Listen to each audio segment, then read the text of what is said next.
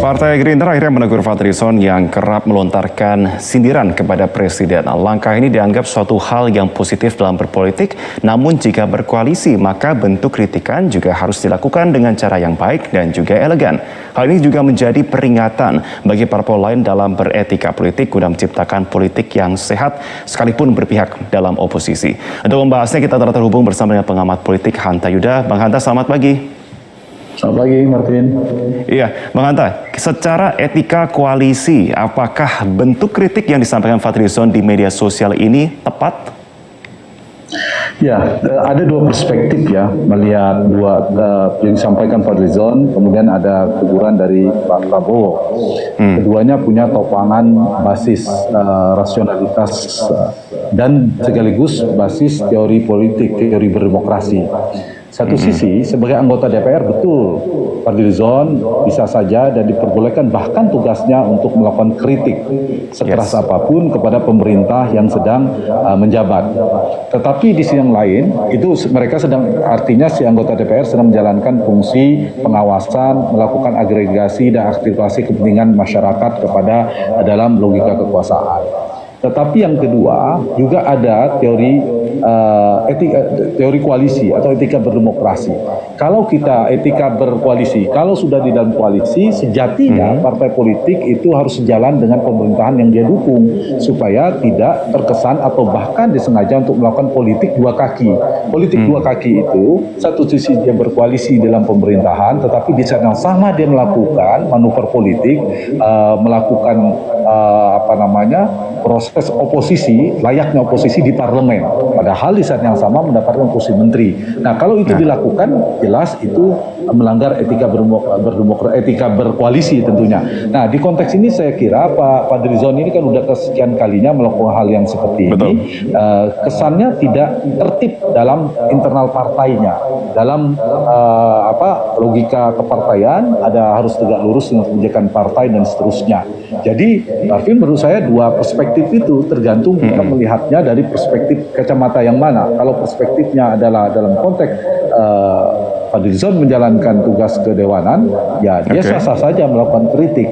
Cuma sayangnya kenapa yang dilakukan oleh Fadlizon ini tidak dilakukan oleh partai-partai di luar pemerintahan mestinya, seperti PKS, Partai Demokrat. Itu mereka relatif kurang keras, kurang tegas, kurang lugas beroposisinya. Ini antara oposisi dan koalisi tertukar ini. Ada oposisi yang tertukar, ada oposisi cita rasa ada yang berkoalisi dengan pemerintahan tapi cita rasa beroposisi karena kerap kali kader keras di pemerintah di parlemen. Tapi ada juga oposisi lembek tanda petik karena kurang memberikan kritik keras kepada pemerintahan. Jadi logika demokrasi itu sama pentingnya, Arvin. Ada tiga ya. Kalau eksekutif dan legislatifnya itu imbang, kuat, itu yang dibutuhkan demokrasi yang efektif. Tapi kalau oposisinya terlalu kuat di parlemen dibandingkan kekuatan koalisinya, itu bisa konfrontatif terus, tidak efektif pemerintahan, tidak sehat. Tapi kalau eksekutifnya terlalu kuat, sementara legislatif tidak menjalankan fungsi kontrol, itu bisa kolutif juga tidak sehat. Jadi kita butuh pemerintahan demokrasi, sistem berdemokrasi itu demokrasi yang efektif, imbang, berimbang pemilunya.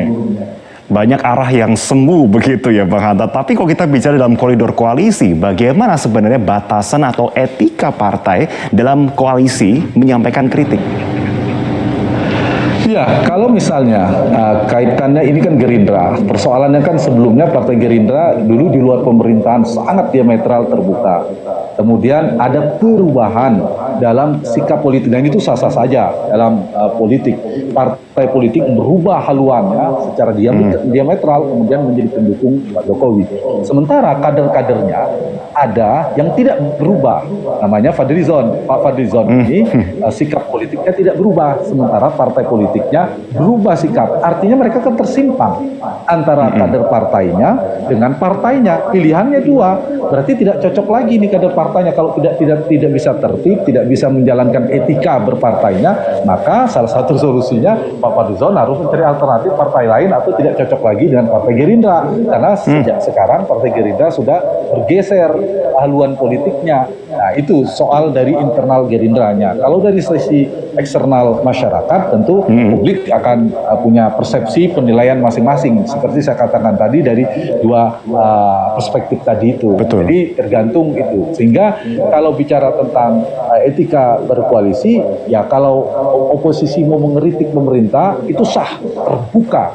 Mereka harus menyampaikannya sikap politiknya dan orang paham. Misalnya PKS atau Demokrat di luar pemerintahan, memang harus tegas, lugas, jelas di luar di publik disampaikan. Nah, saya kembali ketika yang di internal sebaiknya dilakukan mekanisme internal. Misalnya Pak Prabowo, Pak Fadlizon ada forum dengan Presiden menyampaikan di forum-forum internal. Kan ada saluran menyampaikan di forum internal pemerintahan yang tidak menyebabkan kegaduhan. Cukup di internal memberikan masukan. Saya kira ketua umum partai yang di dalam koalisi juga kerap memberi masukan kepada Presiden. Itu bedanya. Secara etika menurut saya lebih efektif, lebih elegan kalau yang di dalam satu rumah memberikan masukan di dalam rumah.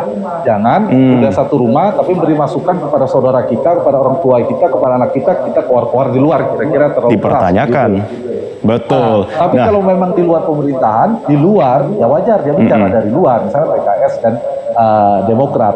Ditambah lagi sekarang ada mekanisme di Gerindra, Pak Prabowo juga melalui bicaranya juga memberi teguran kepada Pak Fadlizon juga secara terbuka. Akhirnya kan Gerindra yang memulai, Gerindra yang mengakhiri, mengklarifikasi. Nah, saya kira itu yang jadi catatannya. Oke, ada concern, Mas Bang Yuda, Bang Hanta. Kalau kita berbicara mengenai teguran, sudah disampaikan oleh Prabowo Subianto. Juru bicara pun dari Gerindra sudah mengatakan demikian, Bang Hanta. Tapi tweet menyindir beserta turunannya juga masih ada di laman Twitter Fadlizon dan tidak dihapus. Jadi teguran ini menurut Anda benar ada yang memberikan efek atau hanya gimmick atau angin lalu? Nah, ini yang menarik sehingga ada dua fokus ya. Fokusnya satu, Pak Fadlizon harusnya semakin tertib. Orang akan melihat penilaiannya negatif. Pak Fadli kok tidak tersimpang terus dengan partainya. Partai sudah punya kebijakan seperti tidak bisa tertib, tidak bisa menjalankan fungsi kepartaian, alias tidak disiplin dalam berpartai. Nah, di sisi yang lain, dari sisi Pak Prabowo-nya, sebagai pemimpin partai, itu kan punya marwah. Ketika memberikan peringatan kepada kader-kader partainya, tentu harus diikutin. Nah, kita tahu Pak Fadlizon ini bukan hanya sekali melakukannya. Bayangkan, kalau sebulan lagi, 2 bulan lagi, 3 bulan lagi, Pak Fadlizon melakukan sindiran yang sama. Itu kan artinya sama, tidak mengindahkan atau meremehkan teguran dari ketua umumnya. Yang tentu yang negatif adalah Pak Prabowo sendiri. Karena teguran secara publik yang disampaikan kepada publik tentunya ternyata tidak diikuti oleh Pak Fadlizon. Paling tidak, seperti Marvin katakan tadi, di dalam jangka pendek ini, kalau ada efek yang disampaikan, kalau betul-betul teguran itu ditujukan benar, berpengaruh kuat, efektif, efeknya paling terlihat jangka pendek, misalnya tweet tadi dihapus misalnya, atau diklarifikasi lah minimal oleh Pak Fadlizon. Tujuan saya ini begini-begini dan seterusnya. Dan itu kan tidak dilakukan.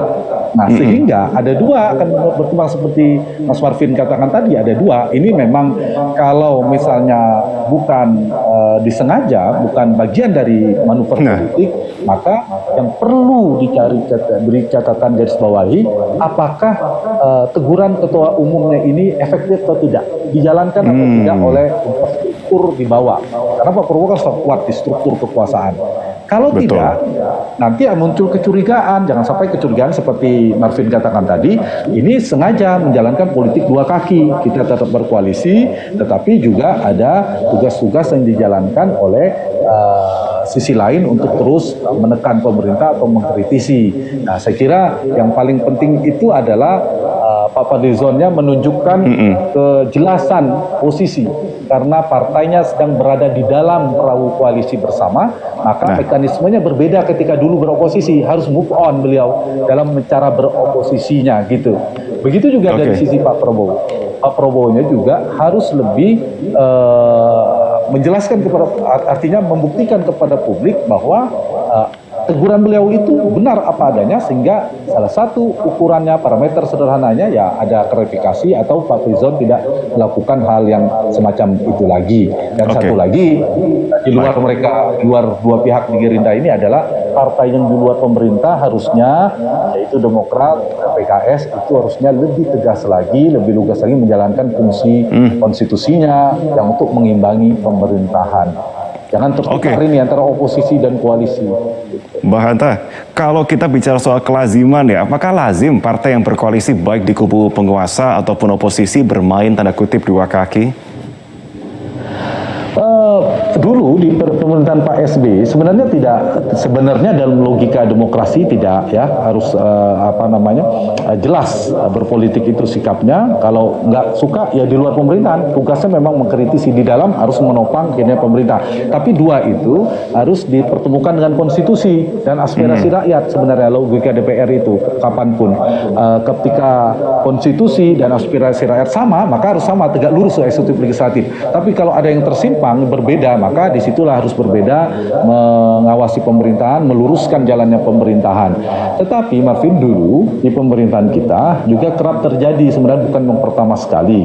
Di era pemerintahan Pak Susilo Bambang Yudhoyono, SBY, di awal dulu kita ingat ada dua partai yang kerap melakukan seperti ini, yaitu Partai Golkar dan PKS. Silakan buka rekam jejaknya. Mereka di dalam pemerintahan punya menteri 3, ada bahkan 4 kursi menteri.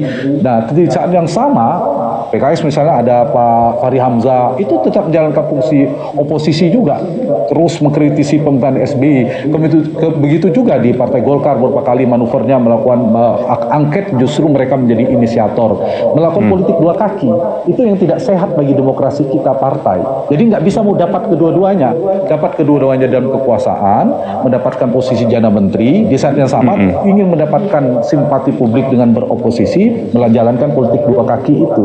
Sehingga harus jelas ya sikapnya. Kalau sedang berada dalam pemerintahan, dia harus menopang jalannya pemerintahan, kecuali pemerintah melanggar konstitusi.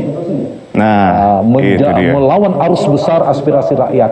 Tapi kalau ternyata tidak, maka yang di dalam pemerintahan pilihannya harus menopang pemerintahan, mendukung agar berjalan efektif.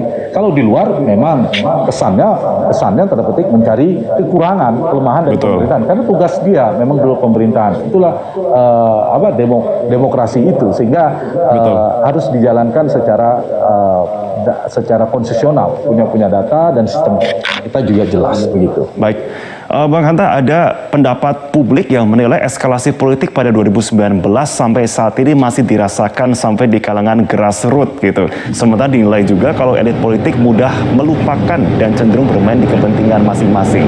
Apakah ini sebenarnya disadari oleh para politikus di negeri ini?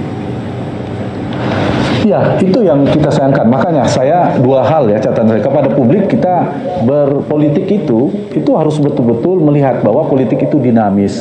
Kita tidak boleh gontok-gontokan, masyarakat jangan habis-habisan, karena yang elit politik hari ini kelihatan berdebat, tempur, keras sekali paginya, siang atau sorenya mereka bisa bertemu dalam satu meja, berkoalisi, melakukan penyimpang. Dulu di tanggal, saya ingat setelah quick count, saya di media juga menyampaikan di April 2019, saya salah satunya memprediksi kemungkinan Gerindra akan bergabung dalam pemerintahan.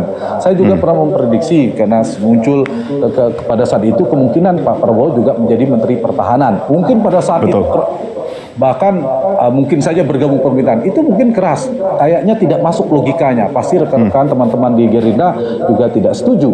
Tapi realitasnya itulah politik. Ya bisa jadi tiba-tiba dari barat ke timur, dari utara ke selatan melakukan lompatan posisi politik, meskipun tidak sehat ya menurut saya. Mestinya yang kalah idealnya yang kalah ya di luar pemerintahan. Tapi ya ini sah-sah saja, tidak melanggar konstitusi tentunya.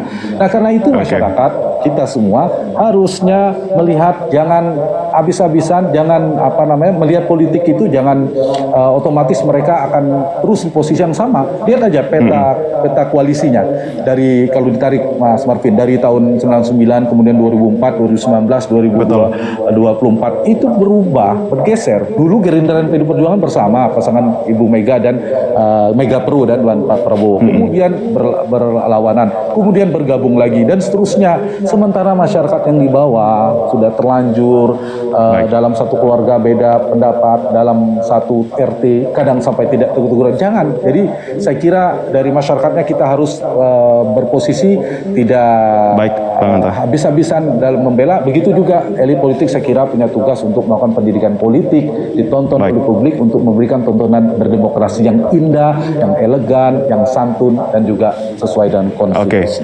Bang Hanta, singkat saja, saya minta pendapat Anda mengenai figur seorang Fadlizon sebagai tanda kutip newsmaker. Dia kerap bercuit di media sosial. Seberapa signifikan cuitan dari seorang Fadlizon ini berpengaruh terhadap tanda kutip arah dari partai politiknya? Singkat saja, silakan. Menurut saya berpengaruh, karena top of mind orang tentang Gerindra itu sangat kuat tentang Fadlizon. Di luar Pak Prabowo ya, ada nama-nama lain.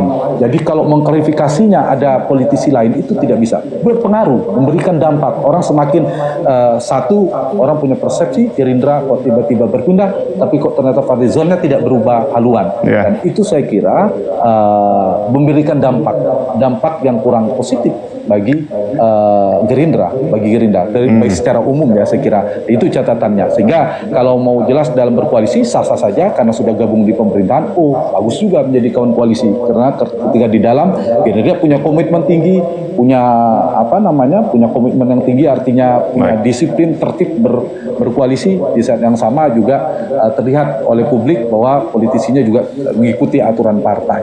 Nah, itu saya kira Pak Fadlizonnya yang juga harus